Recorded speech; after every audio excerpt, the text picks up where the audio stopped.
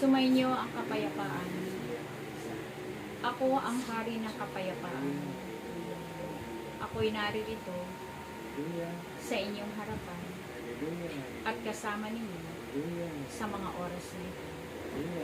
Mapalad kayong naririto sapagkat ang tinig ng Diyos ay patuloy ninyong dinirinig.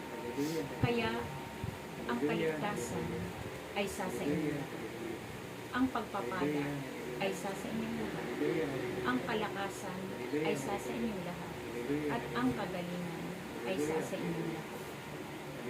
Kayo na naririto na pinagpala ng Diyos. Naway pagsumikapan ninyong palagi na kayo'y pagharian ng Diyos nang naaayon sa kanyang kalooban upang anuman ang hingin ninyo, ito'y kanyang pagkakaloob sa bawat isa sa inyo. Naway patuloy kayong maging mababa sa lahat ng oras, sapagkat palagi ninyong tandaan na ang nagpapakababa ay itinataas ng Diyos at ang nagpapakataas ay ibinababa ng Diyos. Kaya palaging naririnig ninyo sa mga aral at turo ng Diyos ang lahat na ito, sapagkat nais ng aking Ama na kayong lahat na kanyang mga pinili at hinirangnak sa kawan nito, kayo'y palaging mababa ang loob, sapagkat tandaan ninyo lahat na ang tumawag sa inyo at pumili sa inyo ay Diyos ng kababaan ng loob. Siya ang Diyos na punong-puno ng pag-ibig. Siya ang Diyos ng punong-puno ng kapangyarihan. Siya ang Diyos na walang imposible sa Kanya. Lahat ng bagay ay posible. Kaya palagi ninyong tandaan, aking mga anak, patuloy kayong sumunod sa Kanyang kalooban, sapagkat sa pagsunod ninyo sa kalooban ng Diyos, tunay na ito ang daan patungo doon sa buhay na walang hanggan. Kaya magpatuloy kayo, aking mga anak, patuloy na kayo'y magpatawad. Patawarin ninyo ang mga nagkakasala sa inyo upang kayo ay patawarin ng Diyos.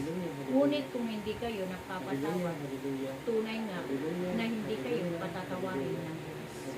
Kaya tandaan ninyong lahat ang mga aral at turo na ito na patuloy na naway tumimo sa inyong mga puso upang ang lahat na naririnig ninyo ay inyong masunod upang kayo ay makarating doon sa kaharian ng Diyos.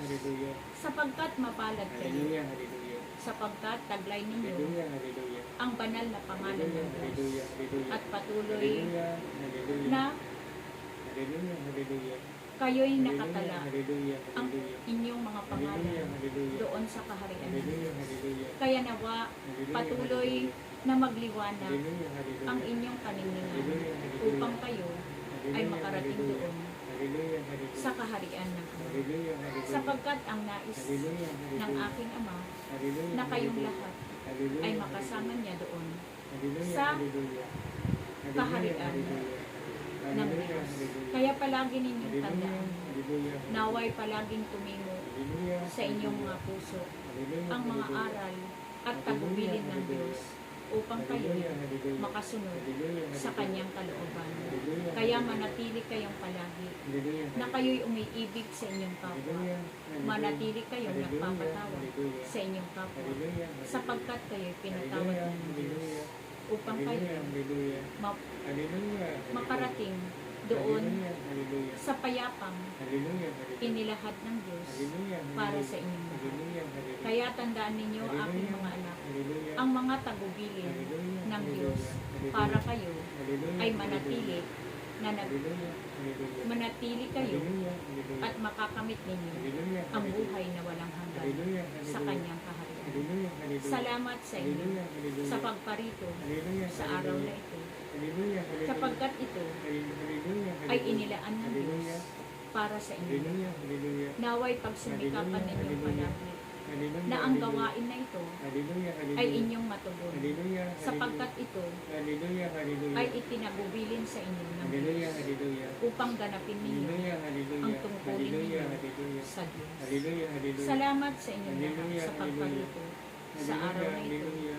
Ang pagpapala Hallelujah, at gantimpala hallelujah, ng Diyos hallelujah. ay sumainyong lahat. Hallelujah, hallelujah, Salamat hallelujah. sa inyong lahat.